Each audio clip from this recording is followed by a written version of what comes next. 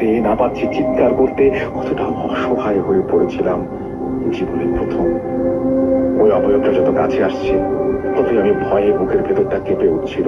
অবয়বটার মুখের দিকে তাকাতে দেখতে পেলাম অবয়বটা একদম কুচকুচে কালো আর ভয়ানক কুকুরের মতো অবিকল একটা মুখ, মুখ দিয়ে লালা পড়ছে আর চোখ দুটো আগুনের মতো জল জল করছিল। আমি আর সহ্য করতে পারছিলাম না, মন চাচ্ছিল এক্ষুনি অজ্ঞান হয়ে পড়ি, কিন্তু আমার ভাগ্য এতটাই সহায় ছিল না বলে এমন ভয়ানক চেহারার অবয়ব দেখে জ্ঞান হারাতে পারিনি।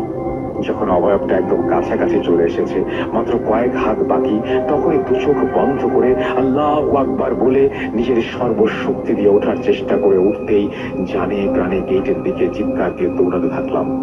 কিন্তু ওই দিন ভাগ্য এতটাই খারাপ ছিল যে গেটের সামনে গিয়ে পকেটে হাত দিয়ে দেখি চাবিটা পকেটে নেই।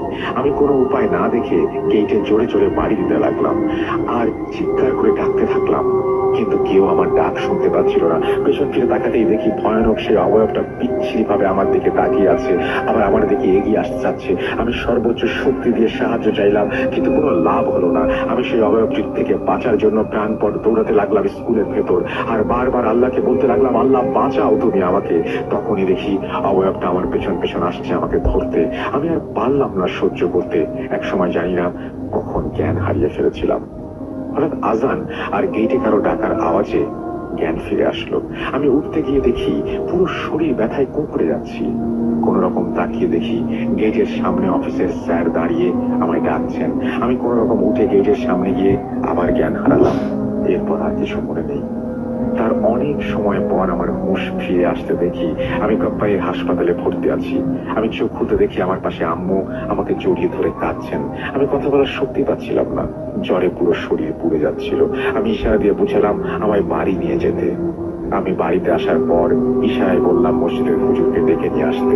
কথা বলতে পারছিলাম না, কারণ ওই রাতে এত জোরে চিৎকার করেছিলাম বাঁচার জন্য, যেই কারণে গলায় এত ব্যথা। হুজুরকে নিয়ে যখনই আসলো, হুজুর আমার দিকে এক অসহায় দৃষ্টি তাকিয়ে বললেন, আল্লাহ সহায় ছিলেন বলে আল্লাহ কালকে আমাকে বাঁচিয়ে দিয়েছেন, নয়তো কালকে আমায় জীবিত পেত না। তারপর হুজুর একটা তাবিজ আমার গলায় বেঁধে দেন আর বাড়ি বন্ধ করে দেন। ওই দিন থেকে আমার শরীরে প্রচন্ড জ্বর ছিল প্রায় 7 দিন। তারপর কিছুটা সুস্থ হয়ে আমি হুজুরের কাছে গিয়ে জানতে চাইলাম ওই স্কুলে কেন আমায় মারতে আসছিল। হুজুর বললেন, ওই খবিশ জিনটা স্কুল করার আগে এইখানে একটা তাল গাছে থাকতো।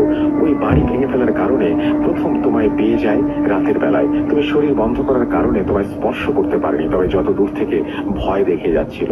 তাই সব সময় শরীর বন্ধ রাখবে আর নামাজ কোরআন তেলাওয়াত করবে। ওই দিনের পর আর কোনোদিন আমি ওই স্কুলের ডিউটিতে যাইনি। আর কোনো